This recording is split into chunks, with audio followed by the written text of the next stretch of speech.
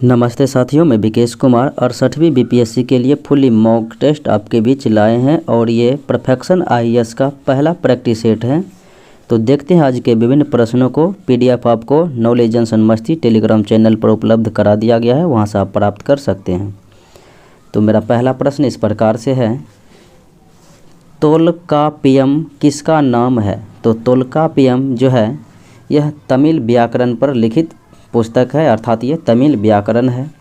अगले प्रश्नों को देखें। 5वीं सदी के तमिल महाकाव्य शिल्पाधिकारम में किस नदी की प्रस्तुति की गई है? तो शिल्पाधिकारम में जो है कावेरी नदी की प्रस्तुति की गई है, स्तुति की गई है। अशोक के अभिलेखों में निम्नलिखित शासकों में से किसका उल्लेख मिलता है? तो बात अशोक के अभिलेखों की देखेंगे तो उनमें जो है वह राजा जिनका उल्लेख किया गया है तो वो है चोल, पांड्य, सात्यपुत्र और चेर। चोल, चेर, पांड्य, सात्यपुत्र, यानी कि इन सभी का जो है उल्लेख किया गया है, उल्लेख मिलता है। इसीलिए राइट आंसर ई हो जाएगा, उपयुक्त में से एक से अधिक।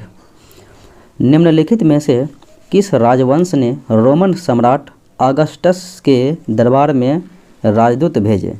तो रोमन साम्राज्य ऑगस्टस के दरबार में जो राजदूत भेजे थे तो वो हैं पांड्य वंश। अगले प्रश्नों को देखें।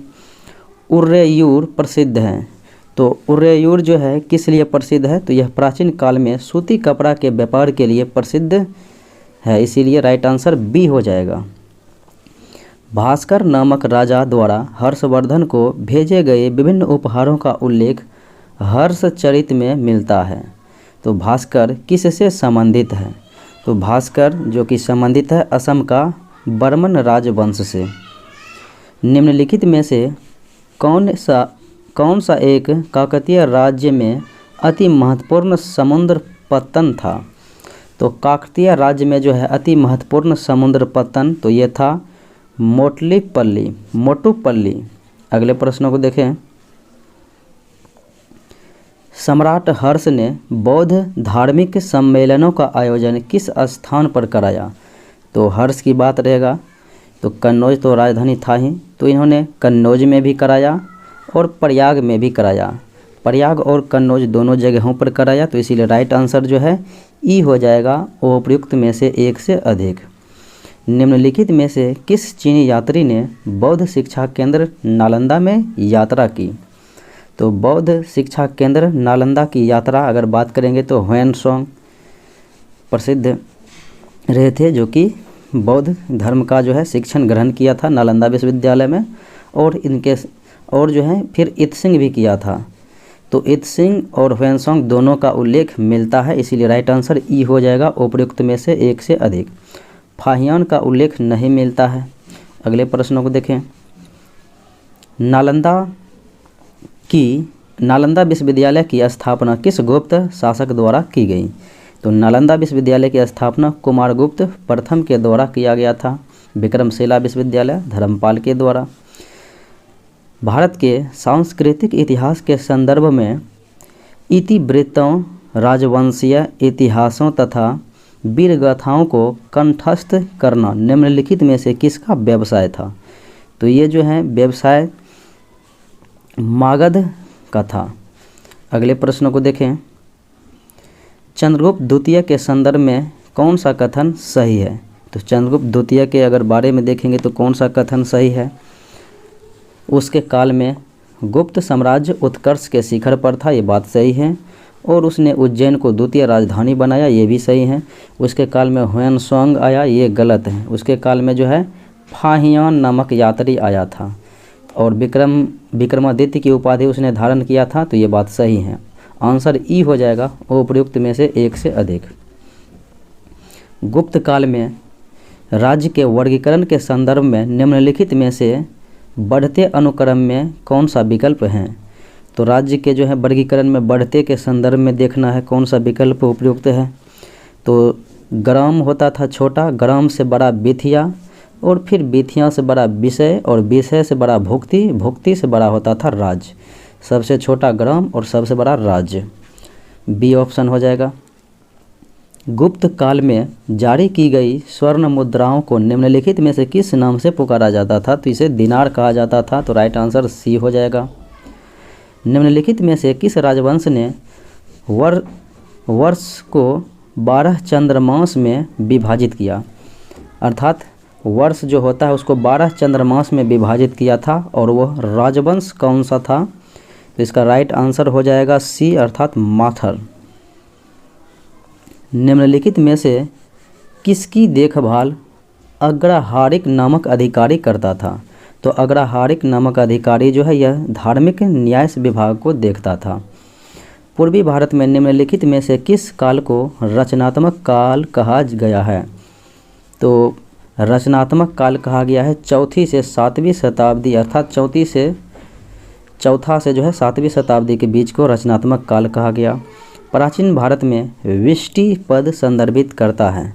तो प्राचीन भारत में विष्टि शब्द जो है संदर्भित करता है ये बालात श्रम से, अर्थात ज़बरदस्ती कार्य कराने से संबंधित था किसानों को। अगले प्रश्नों को देखें। निम्नलिखित में से किसने प्राचीन भारत में सर्वप्रथम आक्रमण किया? अगर प्राचीन भारत में आक्रमणों की बात करेंगे तो पहले हिंद यूनानी आया था, फिर शक, फिर पहलव, फिर उसके बाद कुषाण आया था। निम्नलिखित किस शासक ने प्रसिद्ध सुदर्शन झील का जीर्णोद्धार? तो सुदर्शन झील जो है चंद्रगुप्त मौर्य के द्वारा जो है निर्माण करवाया गया था, लेकिन इसका जीर्णोद्धार जो है रुद्रदमन प्रथम के द्वारा किया गया था। तो राइट आंसर जो है सी हो जाएगा। निम्नलिखित में से किन शासकों ने पश्चिम उत्तर भारत में सर्वाधिक संख्या में तांबे के सिक्के जारी किए थे? तो ये थे कुषाण शासक। कुषाण काल में निम्नलिखित में से कौन सा स्थान बौद्ध कला का महत्वपूर्ण केंद्र था? तो कुषाण काल में अगर देखेंगे तो अमरावती था और नागार्जुन कोंडा, ये दोनों जगह जो है बौद्ध कला के लिए प्रसिद्ध था। तो आंसर ई हो जाएगा उपरोक्त में से एक से अधिक। निम्नलिखित में से किस शासक ने जूनागढ़ अभिलेख का निर्माण करवाया?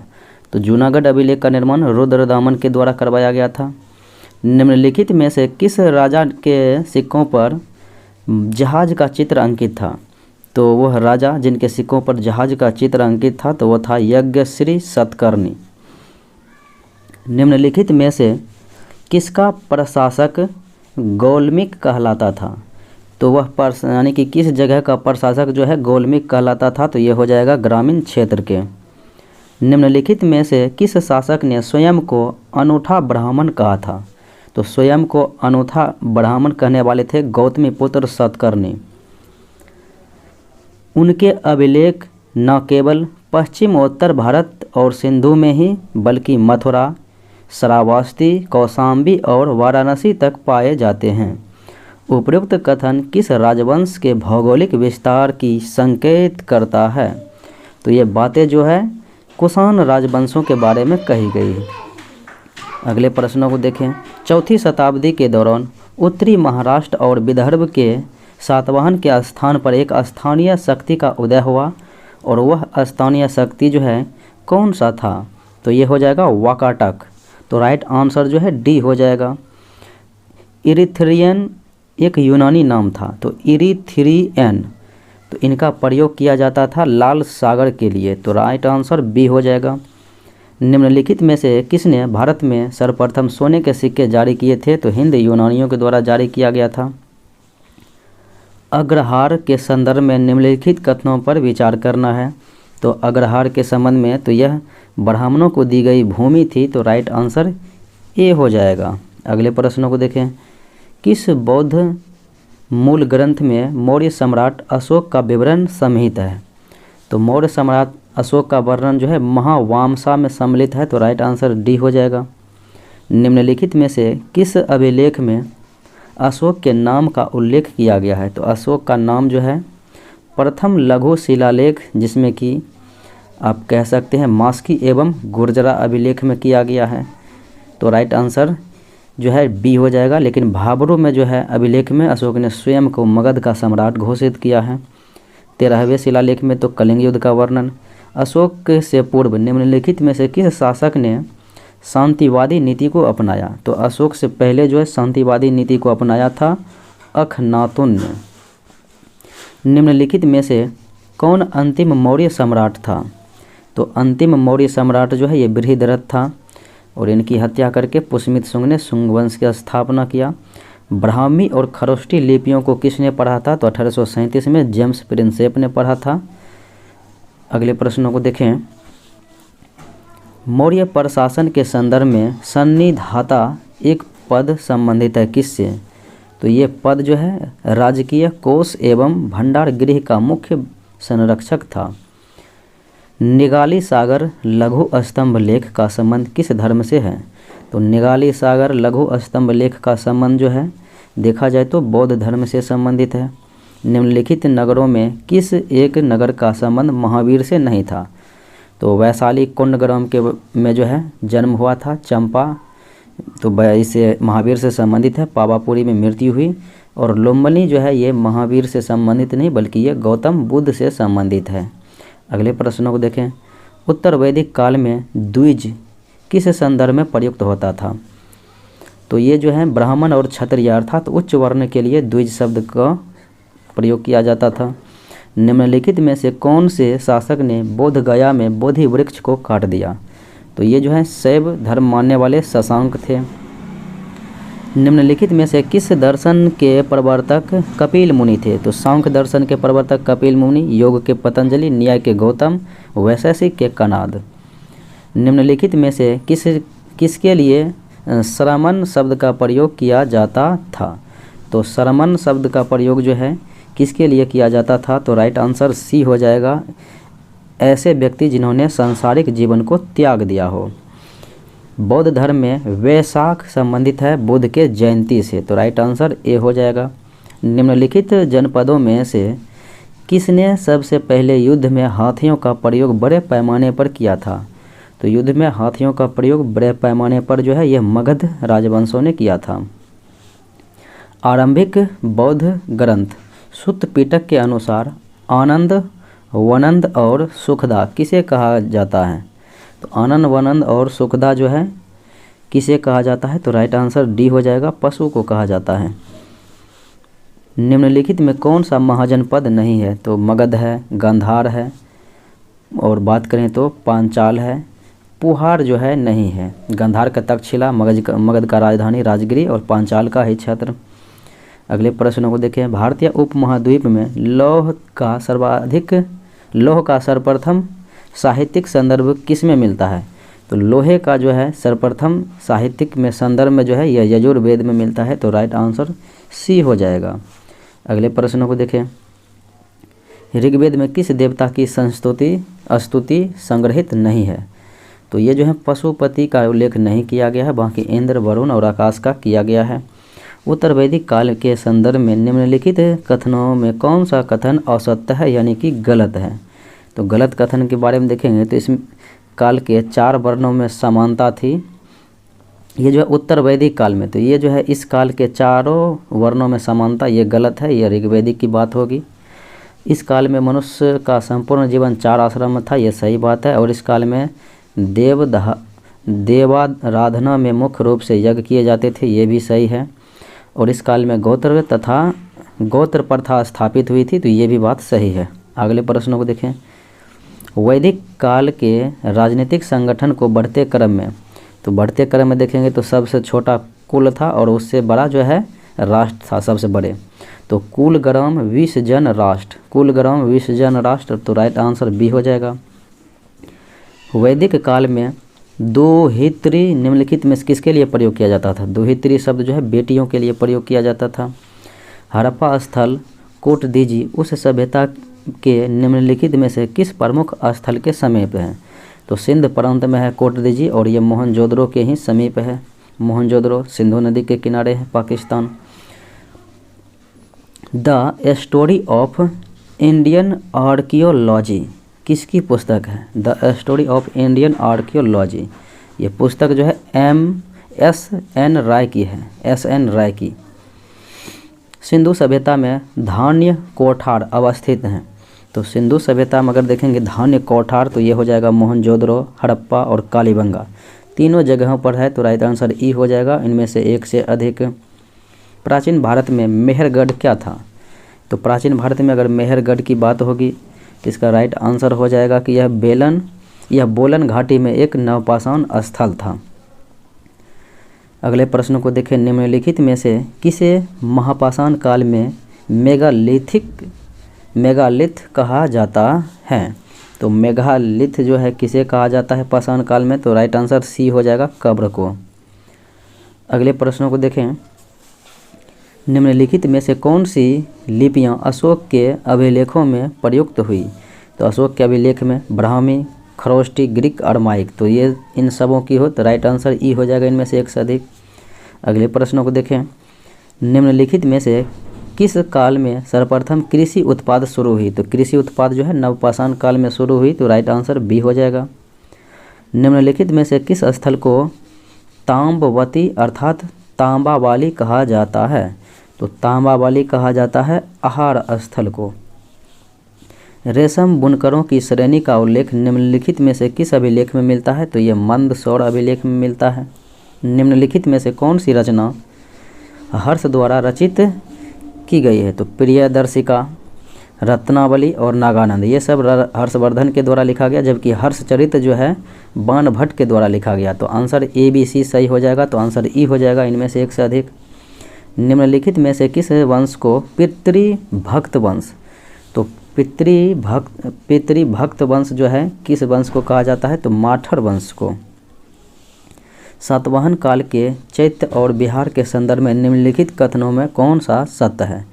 चैत्य और बिहार के संदर्भ में तो अगर देखेंगे तो सर्वाधिक प्रसिद्ध बिहार कार्ले का है, जो कि दक्षिणी दक्कन में स्थित है, ये सही है। फिर उसके बाद देखेंगे तो चैत्य बौद्धों के मंदिर होते थे, तो ये भी सही है। और बिहार में बौद्ध भिक्षुओं का निवास स्थान होता था, तो ये भी सही है। तो आंसर ई हो जाएगा इनमें से एक से अधिक। अगले प्रश्नों को देखें, भारत पर मध्य एशियाई आक्रमणों के संदर्भ में निम्नलिखित में से कौन सा कालक्रम सही है? तो सबसे पहले हिंद यूनानी, शक, पहलव और फिर कुषाण, तो राइट आंसर जो है बी हो जाएगा। अगले प्रश्नों को देखें, मौर्य काल में प्रचलित संस्था एवं संचार निम्नलिखित में से किससे संबंधित हैं? तो संस्था एवं संचार जो है ये संबंधित है गुप्तचर व्यवस्था से। कौटिल्य ने किस राजमार्ग की मौर्यकालीन अर्थव्यवस्था के लिए सर्वाधिक उपयोगी बताया है? तो सर्वाधिक उपयोगी ये जो है प्रतिष्ठान शरावती राजमार्ग को बताया है, श्रावस्ती राजमार्ग को, तो राइट आंसर जो है सी हो जाएगा। अगले प्रश्न को देखें, फिरोज शाह तुगलक द्वारा अशोक के निम्नलिखित स्तंभ में से किसको उसके मूल स्थान से हटाकर दिल्ली मंगवा गया? तो मेरठ स्तंभ और टोपरा, ये दोनों को लाया गया, तो राइट आंसर ई हो जाएगा इनमें से एक से अधिक। अगले प्रश्नों को देखें, चतुर्धाम निम्नलिखित में से किस सिद्धांत से संबंधित है? यह चतुर्धाम जो है ये संबंधित है जैन सिद्धांत से।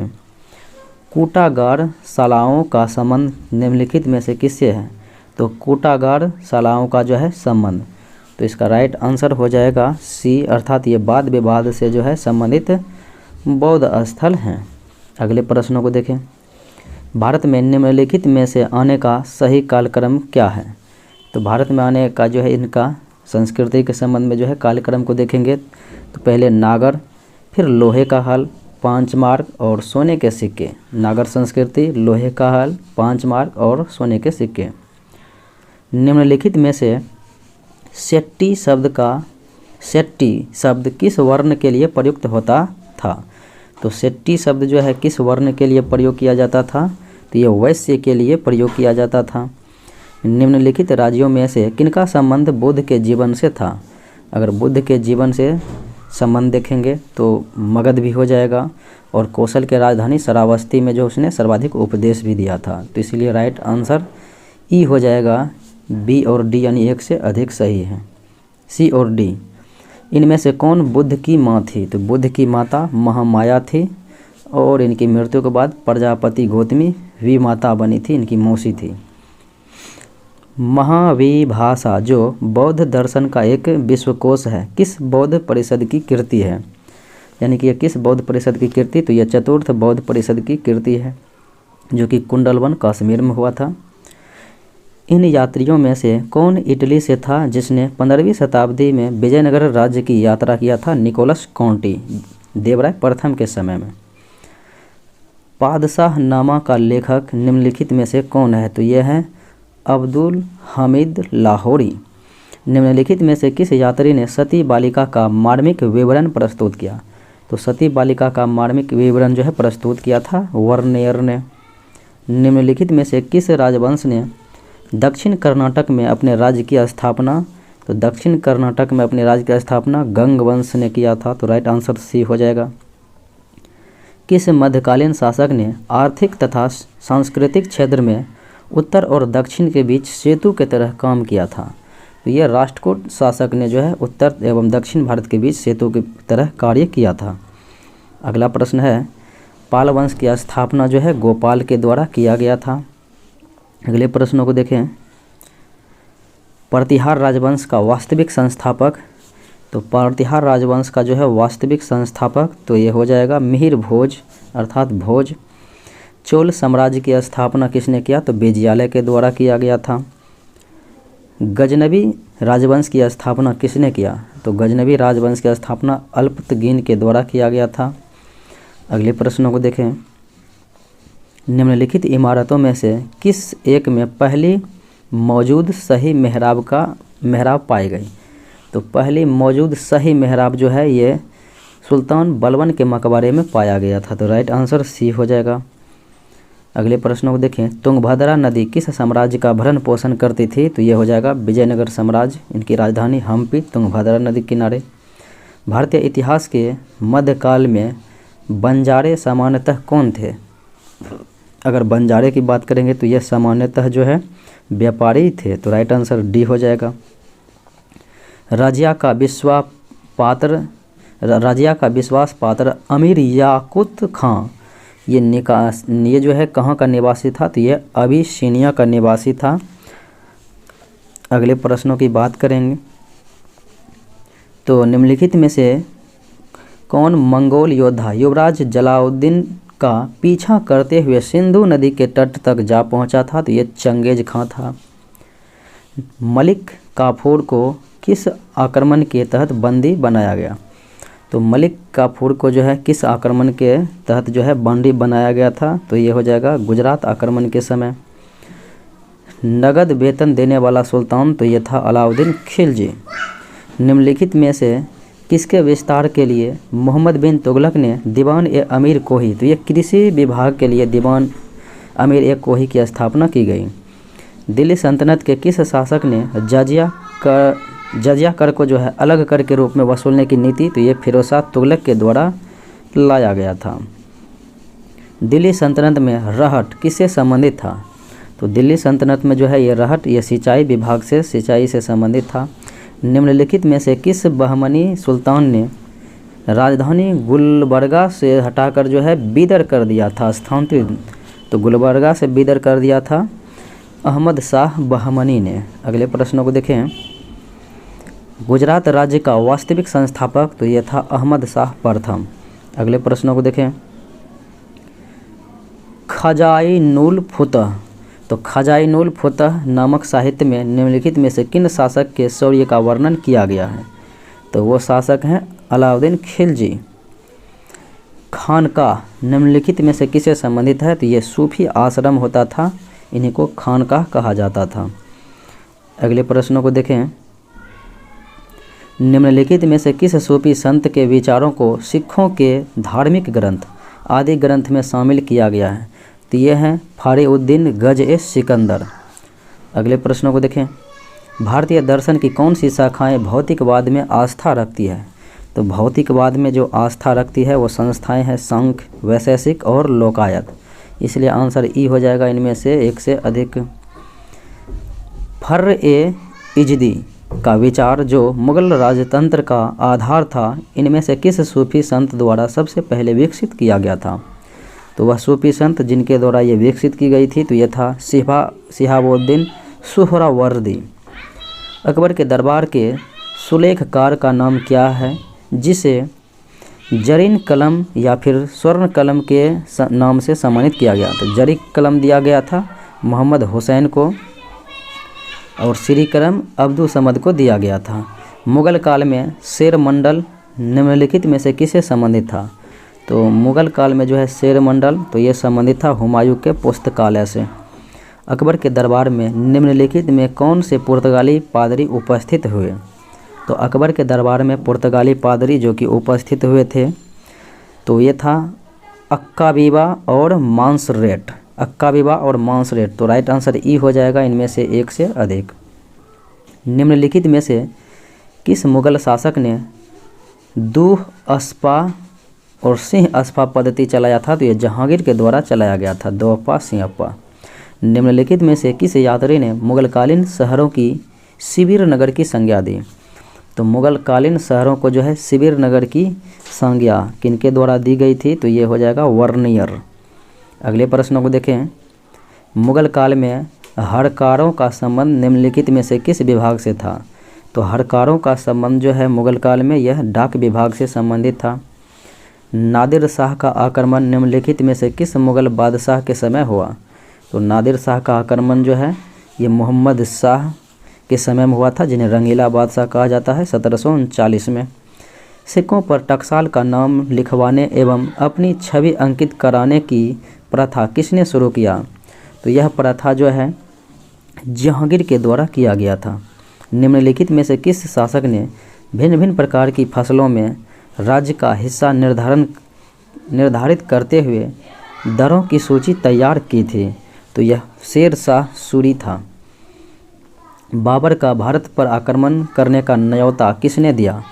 तो आलम खां और फिर दौलत खां लोधी दिया था, तो इसलिए राइट आंसर ई हो जाएगा इनमें से एक से अधिक। निम्नलिखित राजाओं में से किसने अकबर से पूर्व तानसेन को संरक्षण दिया था? तो भाटा का राजा था रामचंद्र सिंह।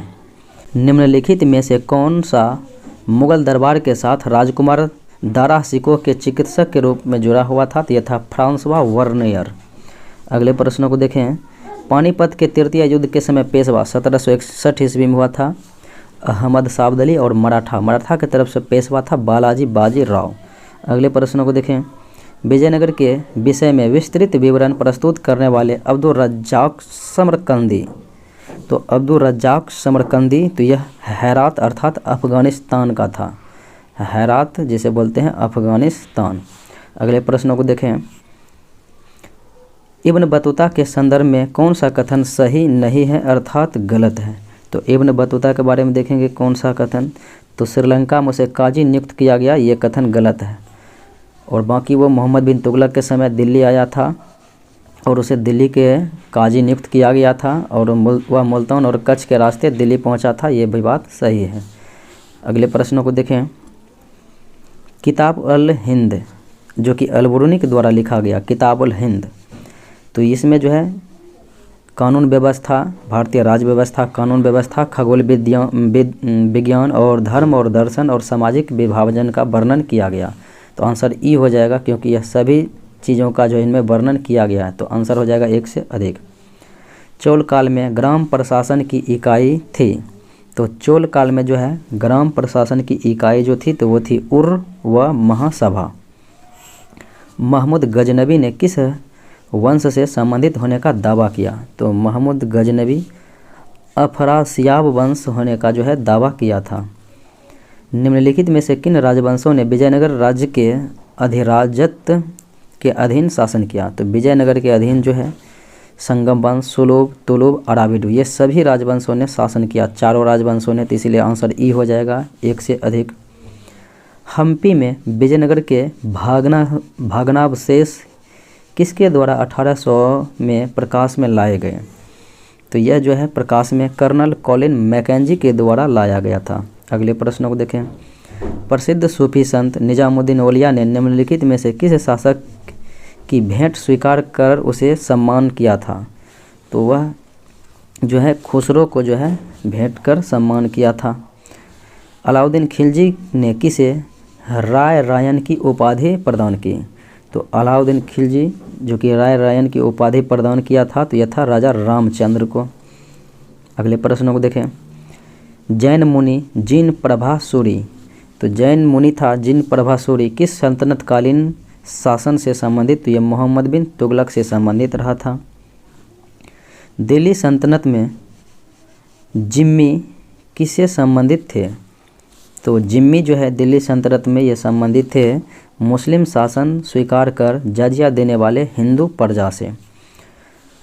अगले प्रश्नों को देखें। विजयनगर के किस शासक ने अपनी सेना को मजबूत बनाने के लिए अत्यधिक मुसलमानों की भर्ती की थी? तो यह था देवराय द्वितीय। अगले प्रश्नों को देखें।